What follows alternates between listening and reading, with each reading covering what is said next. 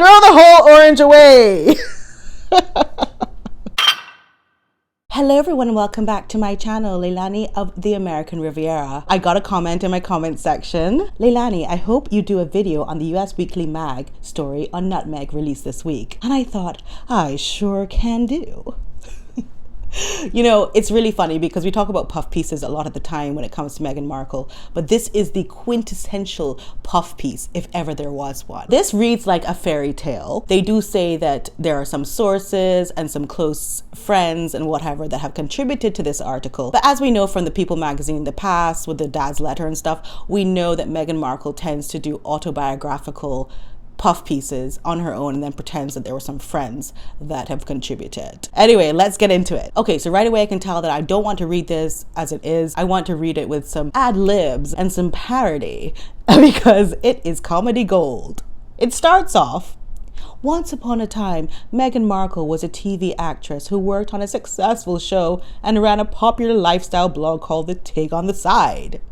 I.e., Meghan Markle was so hardworking and so independent womanish that she did all these things and was this great champion of women's ambitions. It goes on. In her adopted home of Toronto, Canada, where Suits filmed for 7 whole long seasons where she worked so hard, she spent most of her time hanging out with her castmates who actually told us that they do not have her number. Who texted Meghan and said, "You gotta come to the Golden Globes, Meghan Markle"?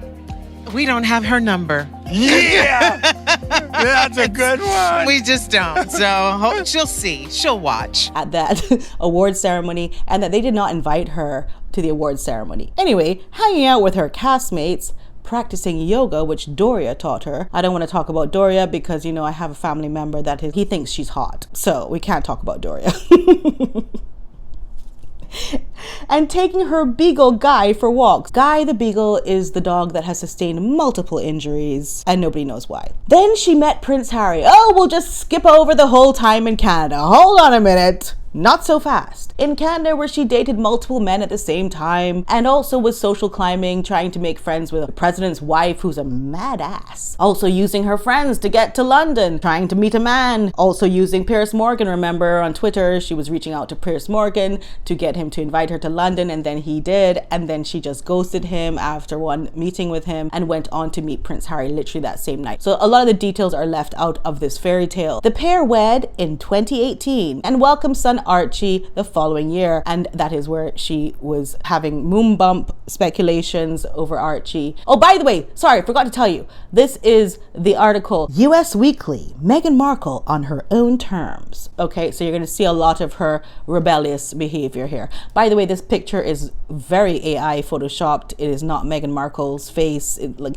the proportions of the face are totally different from the real life look of Meghan Markle. But anyhow, let's continue with this wonderful article. The pair wed in May 2018. That is where she disavowed her father from coming to the wedding and instead made Prince Charles at the time feel sorry for her, and he walked her down the aisle. He also enlisted the Black Gospel Choir and the priest, the Black David priest who did too much. All of that he did for her, and she was not appreciating that because actually after a while she would then say that he is arsist towards her. Girl, this article is missing a lot of information, and that's, you know, not going to work because we have so much media on Meghan Markle that it's just really quite hilarious that they would just skip out on certain things. Anyway, let me keep going. There was tension with Prince William and Princess Kate. Yes, because she was completely fixated on Prince William and Princess Kate. She was completely jealous of, and Meghan took a beating in the UK press. It is so dystopian that they would actually mention how she took a beating right after mentioning Princess Kate, the name Princess Kate, when Princess Kate, or Catherine as she likes to be called actually, was put through hell for years. Then it says, you're established in one world, then you enter another, and your narrative is dictated by external forces. That's because we are here watching the media coverage, seeing with our own 2 eyes and our own 2 ears, hearing what is going on, and you want to make lies up. So of course it's a very disturbing thing when you're established in, I don't know where she was established by the way, but she's established in her own mind is what she should say, and then everyone else is seeing with their own eyes what's going on, and Yeah, it doesn't match up. A family friend shares in the latest issue of US Weekly amid intense backlash. Meghan 43 and Harry 39 left the UK. Blindsiding the Queen, said they were going on holiday to Canada, lied, and then had already lined up Netflix deals, other kinds of deals, and also secured a home care of Tyler Perry that they could live in. That was early in 2020. They eventually landed in scenic Montecito, California. They purchased their $14 million mansion in July 2020, just in case you might forget that they're rich, and had their second child, daughter Lilibet, in June 2021. Again, speculation as to the child's birth, who birthed her, where she was birthed. None of that was given as public information as it would normally have been in the royal family. While trying to process the events of the previous few years, she and Harry spoke candidly about some of the trauma they say they faced within the monarchy. Harry's been in the monarchy his whole life, so not sure. But also, first in March 2021, Bombshell TV sit down, and again in their hit 2022 Netflix docuseries Harry and Meghan. Why don't you mention Oprah? Here's the thing. I think that Oprah has given them a cease and desist. I think Oprah lost her entire career over this interview, and she doesn't allow them to now mention it on their own. They've also scrubbed a lot of the interview from the internet, as you might know, or other people who look it up might know. But for us who covered it, it happened. And now they don't mention Oprah at all. Harry covered similar ground in his more expansive 2023 memoir, Spare, which also he should not be republishing. If he really wanted to reconcile with his family, there is a way that he could have pulled this. I said he could have pulled it from a long time. But he could pull it now for sure, instead of releasing this paperback without any more information, because he has no more information. Of course, we all know that he could not have recorded them or got any more content, as we would call it in my world, from them. But at the same time, he should just not release it at all. It's what I find. If he has no more content, just stop, because releasing it opens wounds again. Meanwhile, Meghan shared additional revelations about royal life on her Spotify podcast Archetypes until mutually parting ways with the streaming giant in June 2023. US Weekly, girl, do you not realize that we know about one of the founders of Spotify coming out and saying that they were effing grifters and that he would never have hired them? Grifters. That's a podcast we should have launched with them. The mutual parting of ways is a kind way of saying that somebody hates somebody. Let's get real. It is just what they do for legal purposes. Mutual parting of ways, if you ask any lawyer, will say that somebody hated somebody. So, yeah, she was fired from Spotify allegedly for legal purposes. And now she's saying, this wonderful podcast, Archetypes, which, by the way, she couldn't even trademark. We're going to get to that. But she couldn't even trademark Archetypes because her lawyers signed with invisible ink or whatever on the documents. And this Arizona company and all kind of different companies had already had rights to that name. What were these lawyers thinking, just bringing these documents to register without signatures? This is happening again with American Riviera Orchard. Again, the documents were not filed properly. Again, the documents were not signed. She briefly appeared to take a breather, a much needed breather, because she's worked so damn hard. But in recent months, Meghan has been back in the game full throttle. Whose game is this? Who's gaming with her? Who's gaming with Meghan? She's gaming on her own, but she's back in the game.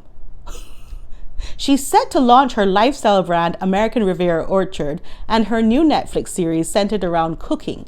So let's talk about the American Riviera Orchard really quickly. The lifestyle brand has had a major denial. You can't use the name American Riviera Orchard because of the geographical expansive location. You're not allowed to use that. This was under debate for the last few days, but it turned out that the trademark office has denied her bid to trademark the American Riviera Orchard name. Who is doing her business for her? I think it's her, because otherwise people would have caught on to that and said, oh, you can't do this, you can't do that. You don't have any claims to American Riviera Orchard as we do to Barbados, don't you, Barry, honey? Miss Barbados once, Miss Barbados forever. All right, Meghan. Let me show you something. Cause you have to go do this and beat me. You want an apple, you want a pear, you want a banana, you want pineapple. Come, do this and beat me. Meghan.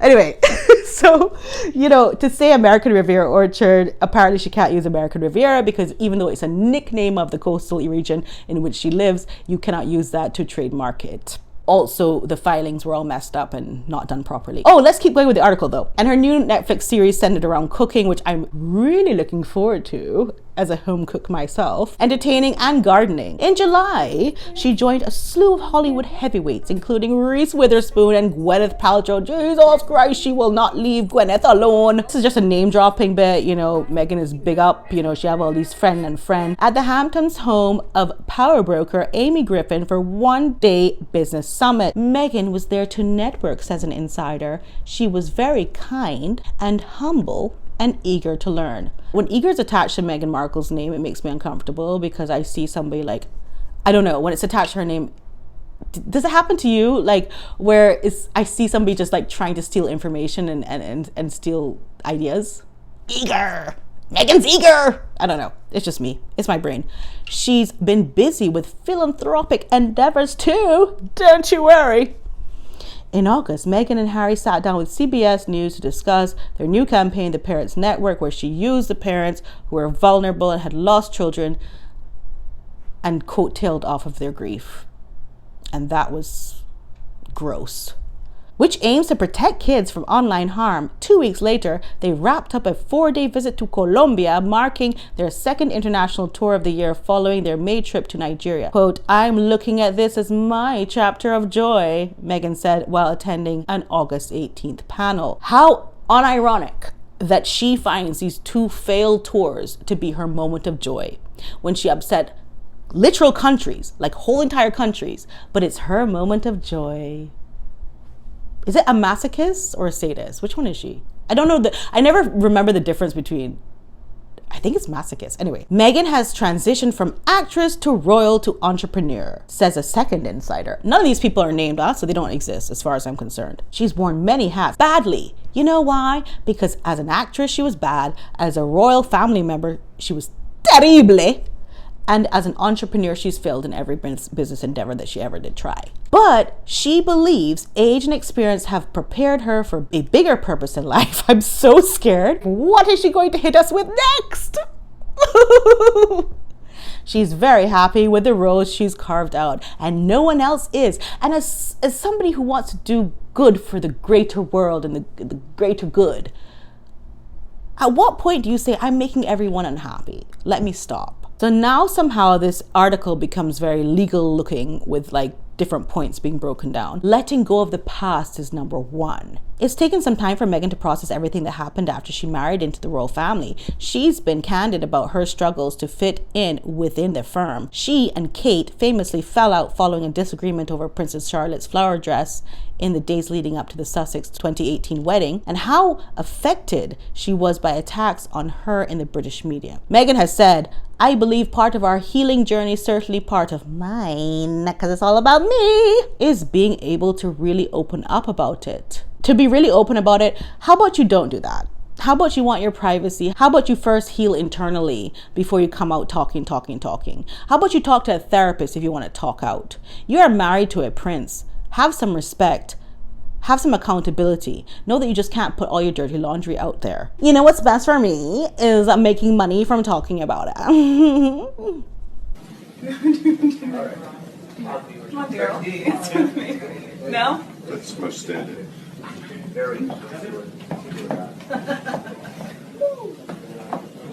Bow, bow, bow. So now she's ready to look forward. So they're ready to throw everything under the carpet, just push it under the carpet. They destroyed people. They literally tried to destroy the royal family, even Princess Catherine, who had nothing to do with them and tried to have nothing to do with them, literally had the foresight to say, I'm not going to involve myself with this girl. And she still was able to reach out and talk about Catherine, that she's an artist in that book. You can talk whatever you want. Omid's book, that Meghan supplied the information for, allegedly for legal purposes. She called her that in her moment of crisis. Also, King Charles in his moment of crisis. This girl has no qualms about taking down people, but now she's just gonna forget about it. And I think that's what happens when people are very ignorant minded and they don't want to discuss things and say, okay, I have to apologize for this. I have to hold myself accountable for this.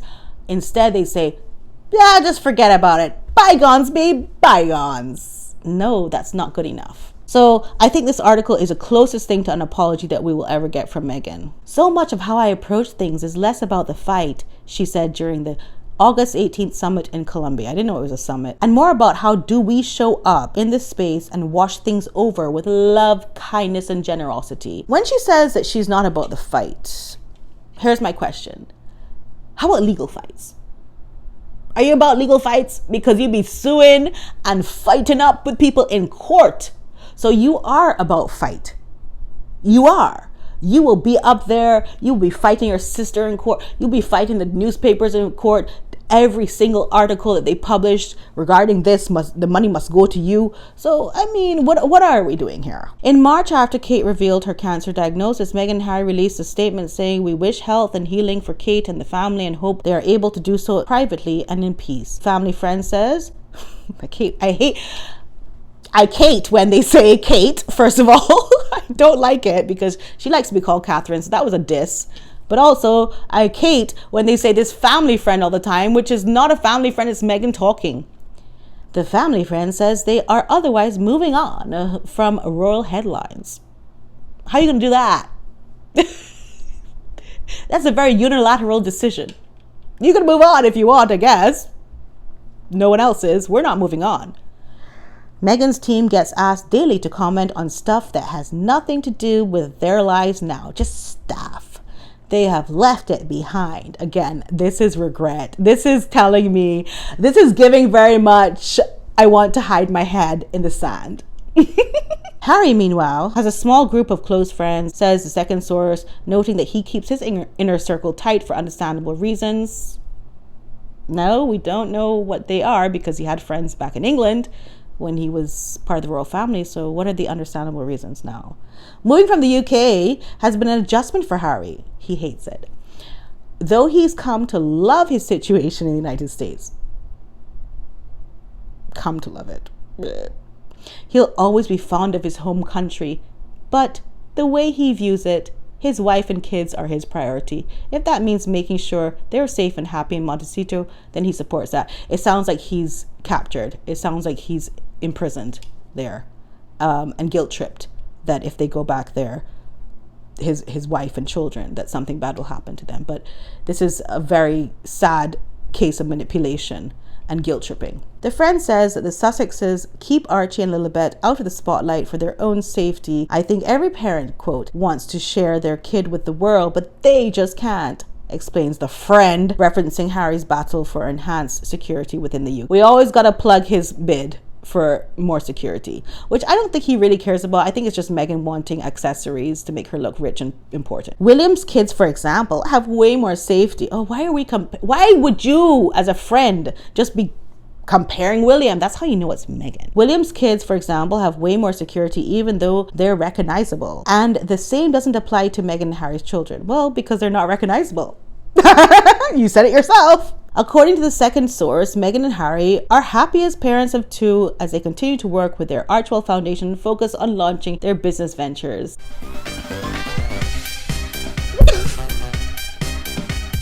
Afterwards, who's to say, adds the source, but I think the focus is very much on raising their two children. So in case their business ventures fail or get copyrighted or trademark denied, they're just wanting to be parents. Did I mention this was a puff piece? Because I just read that and like, you know when you read something and you don't remember what you just read? That's just what happened to me right there. That literally just happened to me right there. You all really want me to read this whole thing? All right, I will do it. I will do it for my lovely subscriber, okay? Number 5, finding joy in her work. There's not much time to dwell on the past. Okay, this is the regret thing that I was telling you about. There's not much time to dwell on the past when you've got work to do. Meghan and Harry, who started their Archewell Foundation in October 2020, are happy to focus on projects they are passionate about as opposed to being given projects to do. They're just rebels without a cause. The projects they would be given to do would actually work out. How about that? The ones they're doing on their own fail. Fail. She couldn't be more excited about ARO. This article did not age well.